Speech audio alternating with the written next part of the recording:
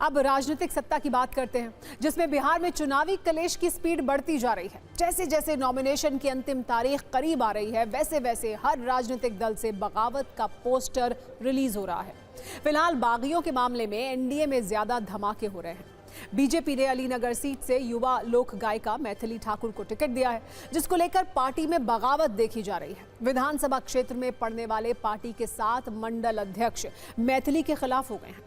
वहीं भागलपुर विधानसभा में रोहित पांडे को टिकट का भी विरोध हो रहा है। पूर्व केंद्रीय राज्य मंत्री अश्विनी चौबे के पुत्र अर्जित शाश्वत चौबे और वरिष्ठ नेता प्रशांत विक्रम ने यहां से निर्दलीय चुनाव लड़ने तक की घोषणा कर दी है। रोहित पांडे 2020 का पिछला चुनाव 1113 वोट से हार गए थे, क्योंकि तब बीजेपी के बागी उम्मीदवार विजय कुमार शाह ने अच्छा खासा वोट काट लिया था।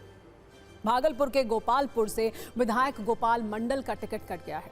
उनकी जगह आरजेडी से जेडीयू में आए बुलो मंडल को टिकट मिला है। अब गोपाल मंडल निर्दलीय लड़ने की बात कर रहे हैं। जेडीयू के श्याम बहादुर ने बड़हरिया विधानसभा सीट से निर्दलीय प्रत्याशी के रूप में नामांकन पर्चा दाखिल कर दिया है। उन्हें नीतीश कुमार का करीबी माना जाता रहा है, लेकिन इस बार वो बगावत पर उतर आए हैं। वैसे इस बार बीजेपी ने आरा, पटना साहिब, कुम्हरार, रीगा, औरई, राजनगर, रामनगर और नरकटियागंज समेत कुल 16 सिटिंग विधायकों का टिकट काटा है, जिसके बाद से बागी पार्टी उम्मीदवारों की दिवाली खराब करने में जुटे हुए हैं। बागियों की इस लिस्ट के अलावा औरई में बीजेपी के निवर्तमान विधायक राम सूरत राय का टिकट कटा तो उनके समर्थकों ने बीजेपी दफ्तर के बाहर प्रदर्शन किया। मुजफ्फरपुर शहर से पूर्व मंत्री सुरेश शर्मा का टिकट कटा तो वो भी बागी हो गए हैं।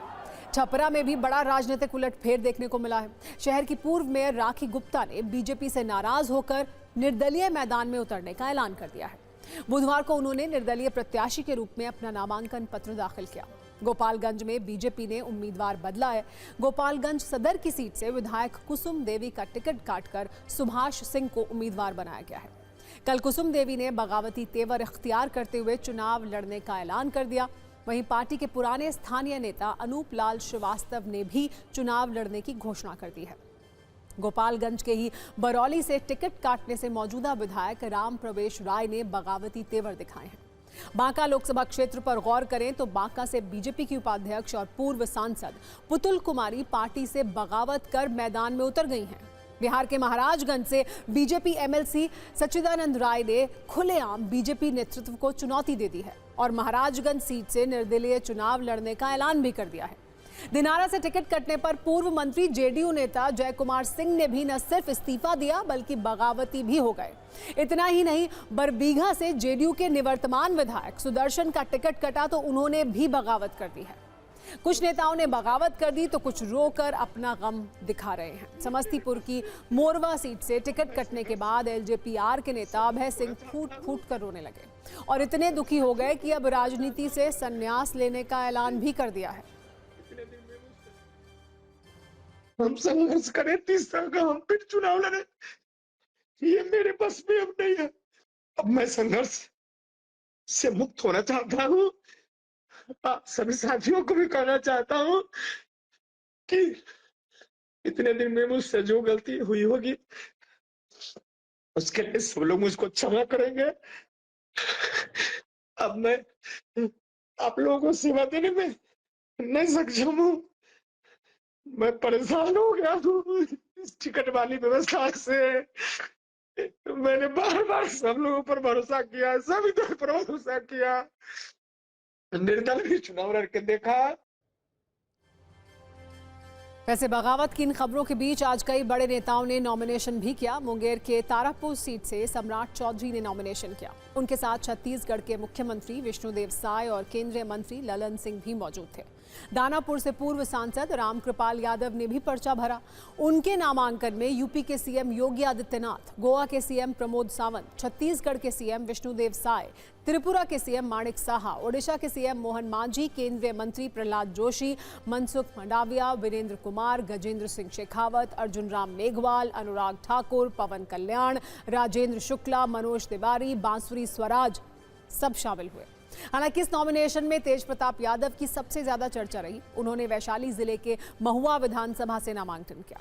तेज प्रताप यादव नामांकन के लिए अपने माता पिता नहीं बल्कि अपनी दादी मर्चिया देवी की तस्वीर लेकर नामांकन केंद्र पर पहुंचे थे। नामांकन के बाद तेज प्रताप की बहन रोहिणी आचार्य ने सोशल मीडिया पर तेज प्रताप यादव की फोटो शेयर करते हुए लिखा कि तुम्हें दुनिया की सारी सफलता और खुशियां मिलें और तुम हमेशा उजाले की तरह आगे बढ़ते रहो। भाई, ढेरों शुभकामनाएं, स्नेह और आशीर्वाद। इससे पहले तेज प्रताप यादव ने कहा कि उनके साथ भी माता पिता का आशीर्वाद है और इसीलिए उनके सामने विपक्षी दल का कौन सा उम्मीदवार है और क्या चुनौती है, ये मायने नहीं रखता। ये हमारी दादी, इन्हीं के आशीर्वाद से हम हो गए या हमारे पिता हो गए, इन्हीं के आशीर्वाद से हम लोगों ने आगे बढ़ने का काम किया है। तो ऐसे शुभ मौके पे जबकि नॉमिनेशन करना था तो हम अपनी दादी को ही लेकर के आ गए अपने साथ। ये सदैव अमर हैं, सब लोग के हमारे दिल में है। तो काम करेगा वही महुआ वासियों के दिल में रहेगा, जो विकास करेगा वही महुआ वासियों के दिल में रहेगा। और जिस तरीके से हमने मेडिकल कॉलेज देने का काम किया, अब महुआ को जिला बनाने का और यहाँ के युवाओं को रोजगार देने का हम काम करेंगे।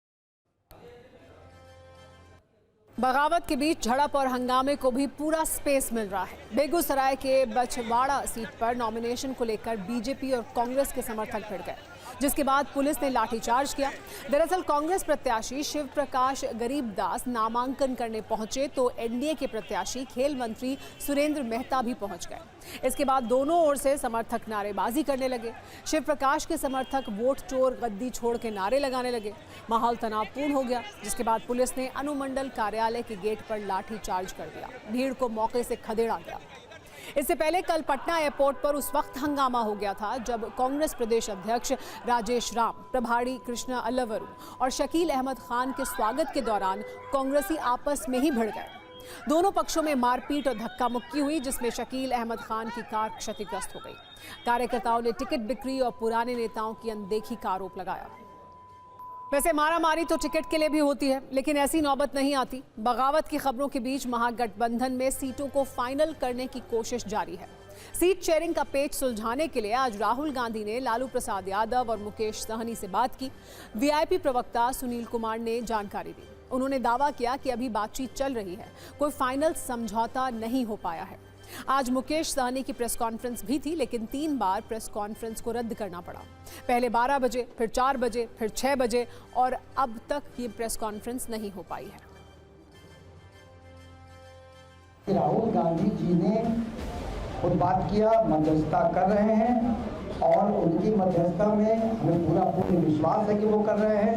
हम महागठबंधन को सब ठीक रहे, सभी अच्छे से रहे और हम यहाँ पर एक बिहार को एक नया बदलाव दें, इसके लिए हम लोग संकल्पित हैं और सब कोशिश करते हैं और आशा करते हैं कि सब ठीक होगा।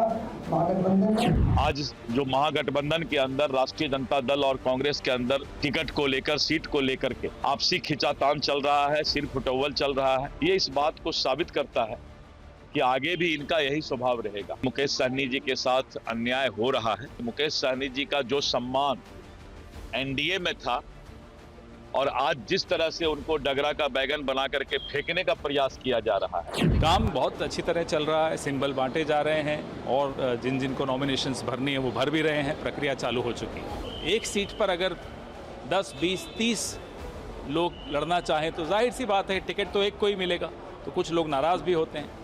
उन्हें क्या दिक्कत है, वो अपने घर को देखें, हमारे यहाँ ताक झांक क्यों कर रहे हैं। कांग्रेस की संस्कृति है टिकट बेचना, और जब टिकट बिकेगा तो कार्यकर्ता यही करेंगे ही। कांग्रेस हो, राजद हो, इन दोनों पार्टी की पहचान है कि इनका कहीं पर अलग से लोग बैठते हैं और जब तक वहाँ पर सेवा नहीं किया जाए तब तक किसी को इन दोनों पार्टियों में टिकट नहीं मिलता है। जहाँ आपस में सबका कोऑर्डिनेशन हो गया होगा तो 2-4 आदमी को दे दिए होंगे। मैं समझता हूँ ये कोई माने ऐसा बात नहीं है जिसको बहुत ही नोटिस लिया जाए। ये होता है, अंडरस्टैंडिंग में बढ़ता है। एक बार लिस्ट पब्लिश हो जाए, कोई ऐसा प्रॉब्लम नहीं है जिसका समाधान नहीं निकल पाए। जो हमको भूलेगा उसका पैर हाथ सब फूलेगा। और सीएम के सपना देख रहे हैं, सीएम बनिएगा, जब तक डिप्टी सीएम नहीं बनाइएगा तब तक सीएम नहीं बनेगा। हमारा साथ छोड़िएगा तो हम आपका साथ छोड़ेंगे तो गद्दी का चाहिए, आपको भुइयां भी नहीं मिलेगा। आप गद्दी बैठना सोचते हैं, नहीं बैठ पाइएगा। इन हालात के बीच एक वीडियो बहुत वायरल हो रहा है। किशनगंज जिले की बहादुरगंज विधानसभा सीट से AIMIM प्रत्याशी तौसीफ आलम के नॉमिनेशन प्रोग्राम में बिरयानी बंट रही थी, जिसके लिए कार्यकर्ताओं के बीच लूट मच गई। ओवैसी की पार्टी के उम्मीदवार तौसीफ आलम के नामांकन के दौरान समर्थकों के लिए बिरयानी की व्यवस्था की गई थी। इस दौरान समर्थक उग्र हो गए और बिरयानी लूट ली। चूंकि ओवैसी की पार्टी के उम्मीदवार का नामांकन था, इसलिए समर्थकों के लिए हैदराबादी बिरयानी की व्यवस्था की गई थी। लेकिन कैंडिडेट तौसीफ आलम को भी ये पता नहीं था कि बिरयानी के लिए इस तरह की मार हो जाएगी। तौसीफ आलम के नामांकन में जुटी भीड़ खाने पर टूट पड़ी, बिरयानी की लूट मच गई। भीड़ नियंत्रित करने की कोशिश हुई, लेकिन ये नहीं हो पाया। जिसे जहां जो मिला उसे लेकर बिरयानी के पास पहुंचा और बिरयानी ले भागा।